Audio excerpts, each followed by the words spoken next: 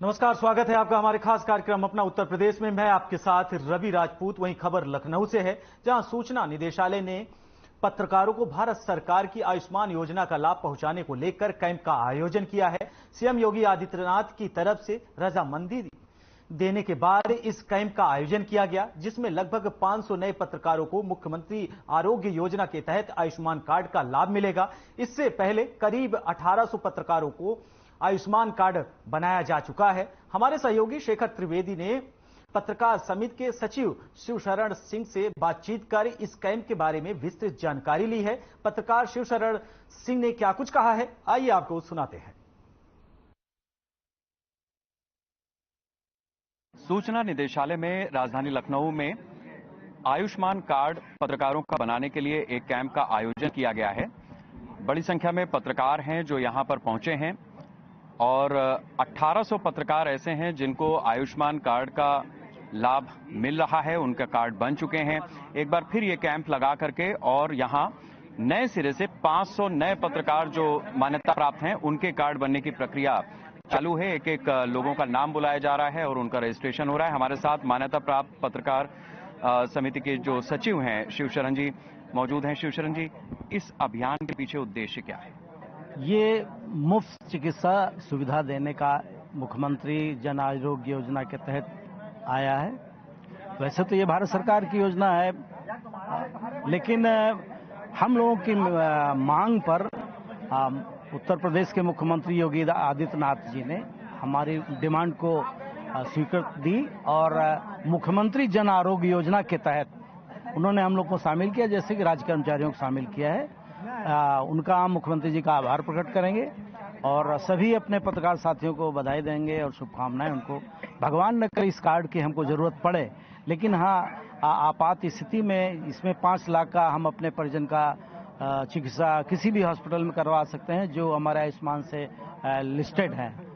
तो उसमें अभी तो ये 1800 पिछले 1.5 साल पहले जो लिस्ट स्वीकृत हुई थी, उसके बाद कल जो लिस्ट आई है उसमें 500 लोग और नए शामिल हुए हैं और हमें उम्मीद है कि अगले 15 दिन के अंदर एक और लिस्ट आने वाली है, उसमें भी काफी संख्या में होंगे।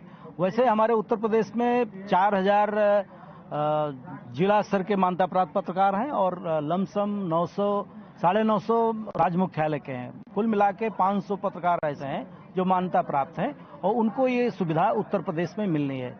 ये बड़ी अच्छी बात है कि ये उत्तर प्रदेश में इसको सरकार ने, मुख्यमंत्री ने इसको माना। अन्य राज्यों में पत्रकारों को इस तरीके से स्थान नहीं दिया और भी मांगे हमारी हैं सरकार से, पेंशन का, अन्य हैं, उनकी हम इसके बाद अब मांग करेंगे और इसमें सभी साथियों का सहयोग है। सारे संगठनों की डिमांड रही है और ये मुख्यमंत्री की दृढ़ इच्छा रही है कि हम लोगों को ये उन्होंने एक हमारी सुविधा दी हम लोगों को। ये भी आपसे जानना चाहेंगे कि जो 500 नए पत्रकारों की जो सूची आई है, इसको आधार किस तरीके से रखा गया है और बहुत सारे लोग हैं जो अभी भी छूटे हो सकते हैं, तो उनके लिए किस तरीके की व्यवस्था होगी? देखिए, इसमें एक अच्छी बात ये हो गई कि अभी तक तो जो पत्रकार हमारे हैं उनकी कोई भी एज ग्रुप उनका रहा हो, जो भी मान्यता प्राप्त हैं जिले स्तर के या राज्य मुख्यालय के, उनको सबको ये सुविधा सरकार दे रही है आयुष्मान कार्ड के माध्यम से। लेकिन अभी जो जल्दी ही प्रधानमंत्री ने जो अनाउंस कर दिया है कि पूरे देश के 60 वर्ष से के जो भी बुजुर्ग हैं उन सब के आयुष्मान कार्ड बनेंगे।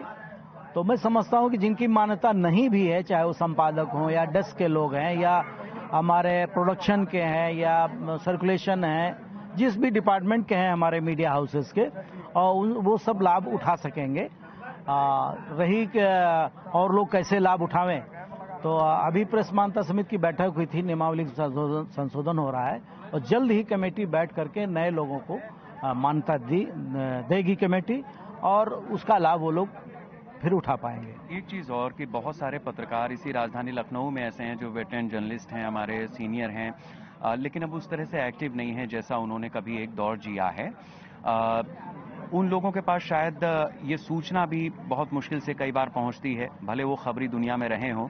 तो ऐसे जो हमारे बुजुर्ग जर्नलिस्ट हैं उन तक पहुंचने के लिए हमारे पत्रकार एसोसिएशन की तरफ से किस तरीके के प्रयास हो रहे हैं? नहीं, समय समय पे हम लोग सोशल मीडिया में और लोगों से व्यक्तिगत बात करके जो भी हम लोग काम कर रहे हैं या जो सरकार से हम लोग मांग करते हैं कि ये काम हमारी मांग मान ली जाए हमारे पत्रकारों हित में, चाहे हम लोग अपना निजी आवास की बात कर रहे हो हम लोग, या पेंशन की बात कर रहे हो, या इसकी है, या पीजीआई में जैसे है, पीजीआई में जो राज्य मुख्यालय से मान्यता प्राप्त पत्रकार हैं उनका इलाज निःशुल्क की सुविधा है, लेकिन अभी वहाँ फंड जो है मात्र 25 लाख का ही है। तो उसमें भी हमने मांग किया है कि कम से कम 2 करोड़ रुपया पीजीआई में हमारा पैसा रहना चाहिए, जिससे कि जो इलाज हम लोगों का हो रहा है उसमें कोई दिक्कत ना हो। और उसका लाभ हम लोगों को कोविड के दौरान बहुत ज़्यादा हम लोगों को मिला। हम पत्रकार साथियों को एडमिट करा सके, उनका इलाज भी कराया। कुछ पत्रकारों का निधन भी हुआ।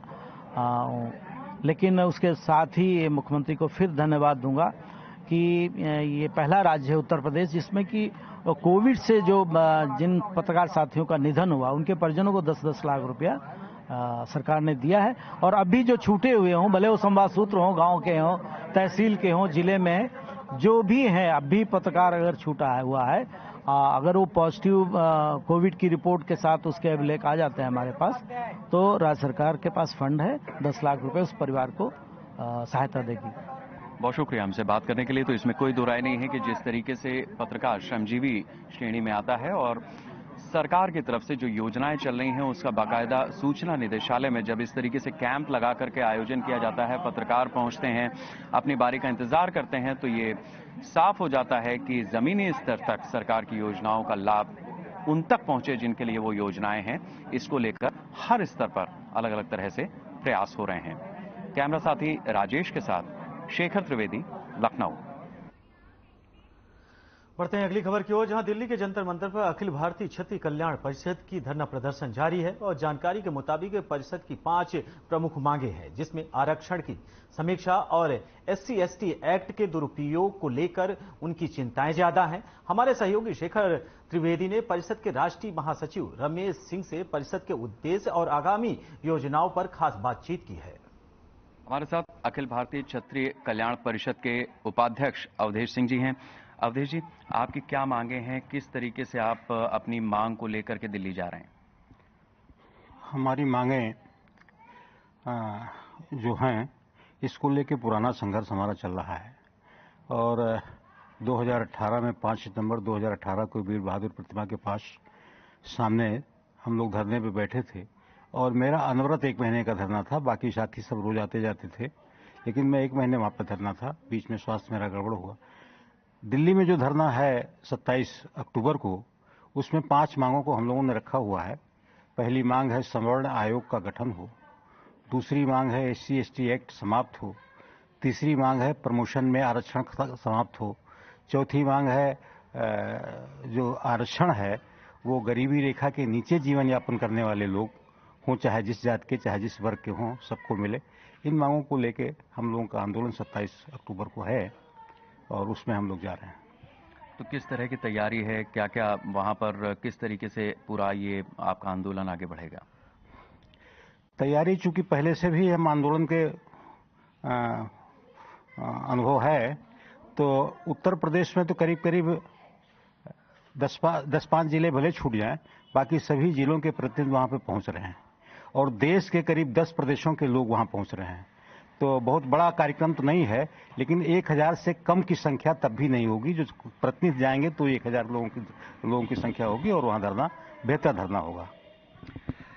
तो जैसे जैसे चुनाव करीब आता जा रहा है, समाज के अलग अलग वर्गों से लगातार उनकी जो अपनी मांगे हैं उसको लेकर के भी आवाजें उठने लगी हैं। अब ये देखना होगा कि किस तरीके से सरकार सभी वर्गों को साथ में लेती है, उनकी बात सुनती है, किस तरह के आश्वासन देती है और फिर आगे बढ़ती है। कैमरा साथी राजेश के साथ शेखर त्रिवेदी, लखनऊ। नमस्कार, मैं शेखर त्रिवेदी।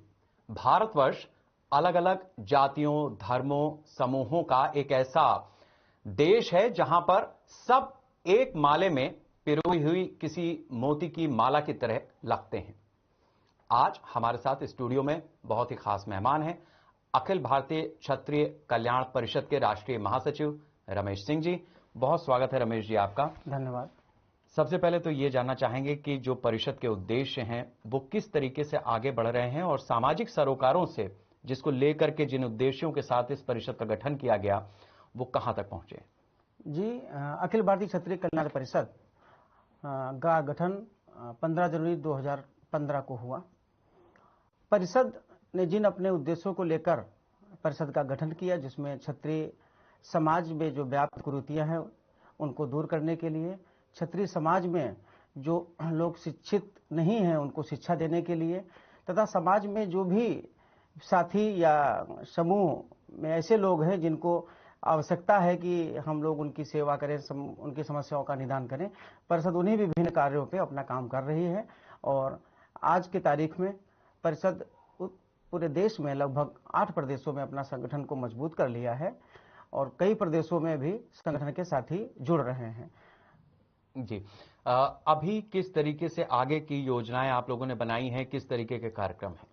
अखिल भारतीय क्षत्रिय कल्याण पिछले 5 वर्षों से अपनी विभिन्न 5 मांगों को लेकर आंदोलनरत है, जिसमें से पहली प्रमुख मांग है सवर्ण आयोग का गठन हो। दूसरी हमारी मांग है कि आरक्षण में की पूर्ण समीक्षा हो। आरक्षण सभी धर्मों और सभी जातियों के लोगों को आर्थिक आधार पर दिया जाए। और चौथी हमारी मांग है कि आरक्षण के साथ साथ जो प्रोन्नति में आरक्षण है ये पूर्णतः समाप्त हो। और एक जो सबसे बड़ी समस्या है समाज में वो है SC/ST एक्ट, जो काला कानून है, इस कानून को समाप्त किया जाए। इन 5 मांगों को लेकर अखिल भारतीय क्षत्रिय कल्याण परिषद विगत 5 वर्षों से लगातार संघर्ष करता आ रहा है। रमेश जी, मैं एक एक बिंदु पर आपसे अलग अलग चर्चा करता हूं। एक तो ये कि आरक्षण को लेकर के हमारे देश में बहुत सारी चर्चाएं हुई हैं। जिस तरीके से मंडल कमीशन की सिफारिशों को लागू किया गया 89 ऑनवर्ड्स, हम देखते हैं कि ये सारी चीजें कहीं ना कहीं इस तरीके से हैं जिसकी समीक्षा की बार बार बात भी आती है। अलग अलग फोरम पर अलग अलग तरीके से अलग अलग लोगों ने इस बात को उठाया है। लेकिन प्रधानमंत्री नरेंद्र मोदी का भी ये कहना है कि आरक्षण कभी नहीं समाप्त होगा, आरक्षण को हम खत्म करने नहीं जा रहे हैं। इस तरीके की भी बातें आई जब समाज में एक इस तरीके की बात फैल गई कि नहीं, बीजेपी की सरकार आरक्षण को खत्म कर देगी। तो जो आप बात कह रहे हैं वो किस चीज के करीब है? प्रधानमंत्री की बात के करीब है या आपकी कोई बात ऐसी है जो अलग तरीके से है? नहीं, मेरा जो मानना है, अखिल भारतीय क्षत्रिय कल्याण परिषद जो लगातार संघर्ष करता आ रहा है उसमें आरक्षण की पूर्ण समीक्षा हो। जिस आरक्षण की आवश्यकता 10 वर्षों के लिए संविधान में इसको किया गया था, वो लगातार वोट बैंक की राजनीति को लेकर बढ़ता चला जा रहा है। आज की स्थिति यह है कि आरक्षण की वजह से हमारे समाज में शिक्षा हो चाहे अन्य चीजें हो, हर जगह आरक्षण का एक ऐसा कुचक्र है जिसकी वजह से प्रतिभाओं का पूरा हनन होता जा रहा है। और इसका दुष्परिणाम हमें देखने को प्रायः अक्सर मिलता रहता है। ये आरक्षण जब तक समाप्त नहीं होगा तब तक हम लोगों को सही मायने में कहीं पर भी बैठने के लायक नहीं रखा जाएगा। ये मेरा मानना है। जो समीक्षा आपका कहना है उसमें हमने देखा है कि सुप्रीम कोर्ट की तरफ से भी मतलब एक क्रीमी लेयर को अलग किया गया है। इसी तरीके से आर्थिक आधार पर भी आरक्षण की पद्धति को लागू किया गया। सवर्णों के लिए भी जो आरक्षण आप कह रहे हैं उसमें भी आर्थिक आधार पर ही सही, लेकिन जो सवर्ण तबका है उसके लिए भी एक बंदोबस्त किया गया है। तो ऐसे में जो आपकी मांगे हैं वो किस तरह से एग्जीक्यूट हों, इसको लेकर के भी कुछ प्लान है क्या? अभी जो हम लोगों ने ये आंदोलन किया है आरक्षण का, तो आरक्षण का आंदोलन, हमें सवर्ण को आरक्षण मिले ये मेरी मांग नहीं है। हमारी मांग ये है कि आरक्षण सभी को मिले, आर्थिक आधार पर मिले। जो गरीबी रेखा से नीचे जीवन यापन करने वाले लोग हैं, जिनकी आय उतनी नहीं है कि वो आय, गरीब हर वर्ग में है, वो सवर्ण में भी है, बैकवर्ड में भी है और SC/ST में भी है और अनुसूचित जनजाति में भी है। तो मेरा और परिषद का ये आंदोलन है कि जो भी आरक्षण की समीक्षा हो तो आरक्षण सभी वर्गों को और सभी जातियों के लोगों को आर्थिक आधार पर दिया जाए, जिससे ये समस्याएं समाप्त हो जाएंगी और सभी को इसका लाभ मिलेगा। ये एक अलग तरीके की चीज यहाँ पर परिषद की तरफ से देखने को मिल रही है, क्योंकि अभी जो आरक्षण है वो जातियों वर्गों के आधार पर है, जातियों के आधार पर है। अब ये कहा जा रहा है कि चाहे वो सवर्ण हो, सवर्णों में भी किसी भी बिरादरी के हों, इसी तरीके से जो OBC वर्ग है, इसी तरीके से जो SC/ST वर्ग है, एससी हैं, उन सबको आरक्षण मिले, यानी समाज के हर व्यक्ति को आरक्षण मिले, लेकिन जिसको जरूरत है उसको ऊपर रखा जाए, यानी जिसको जरूरत है आरक्षण की उसको कायदे से आरक्षण दिया जाए, फिर वो किसी भी जातीय वर्ग से आता हो। इसमें एक चीज ये भी है कि जब इस तरीके की चर्चा होती है तो एक समाज में अजीब तरीके का माहौल हो जाता है। लोगों को लगता है कि जो अलग अलग कैटेगरी में जिनको आरक्षण मिला हुआ है उनको ये लगता है कि बताइए हमारा हक तो नहीं मारा जा रहा है, या कई लोग जो जातीय आधार पर ही पॉलिटिक्स करते हैं उनको एक ऐसा मौका मिल जाता है जो कहते हैं नहीं साहब बताइए ये जो है आरक्षण खत्म होने जा रहा है।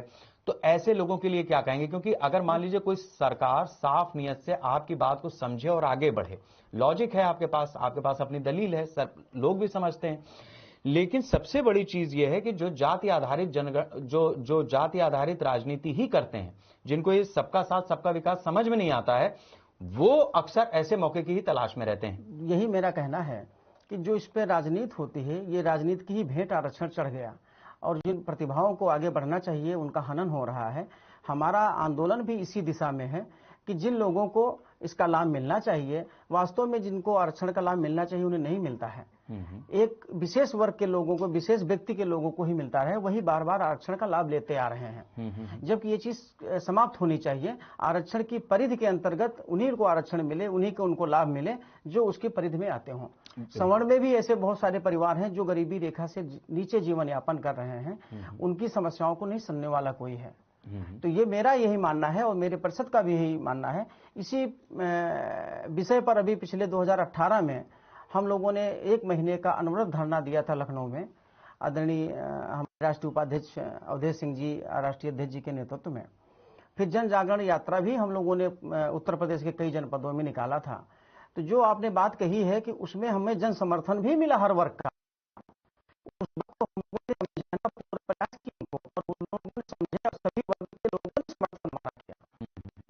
जो आप कहना चाह रहे हैं वो सही है, मैं उसी दिशा में काम कर रहा हूँ, लेकिन राजनीतिक लोग इस बात को नहीं समझते हैं, उसको इसका भ्रम करते हैं। ये शायद एक इसकी भी चिंता ऐसे ही संगठनों को और लोगों को करनी पड़ेगी जो दरअसल सही तरीके से अपनी बात को रखना तो चाहते हैं, लेकिन वही बात है कि उसका फायदा, चूंकि पॉलिटिकल सिनेरियो इसमें बहुत बड़ा रोल प्ले कर रहा है, तो दूसरा फायदा उठाए, इस बात की चिंता हर राजनीतिक करेगा। एक बात और जो आपकी 5 सूत्री मांग है उसमें आपने SC ST एक्ट को लेकर के बात कही है। हम सबको पता है कि शहरों में और खासतौर से अब जिस तरीके की राजनीति चल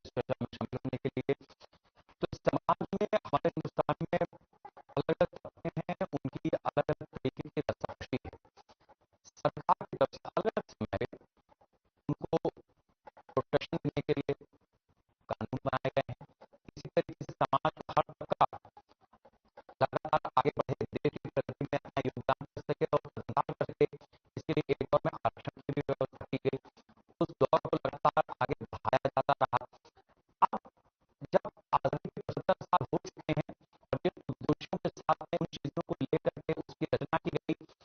ऐसा लगता है समाज के एक हिस्से को कि उन चीजों को दोबारा से बैठ करके चिंतन करने की जरूरत, उसकी समीक्षा करने की जरूरत है, उसमें मंथन करने की जरूरत है, ताकि ऐसे लोग जो समय से फायदा लेकर के आगे गए और उनको अब इस पीढ़ी में उस तरह की जरूरतें नहीं है, वो अलग किया जा सके। और वास्तव में जो लोग अभी सवर्ण या किसी भी वर्ग के ऐसे लोग जो मुख्य धारा में अभी भी पिछड़े हुए हैं, जिनको जरूरत है असल आरक्षण की या फिर ऐसे मौकों की जिससे वो अपना विकास कर सकें, उन तक वो लाभ उस चीज का, उस कानून का सही मायने में पहुंचे।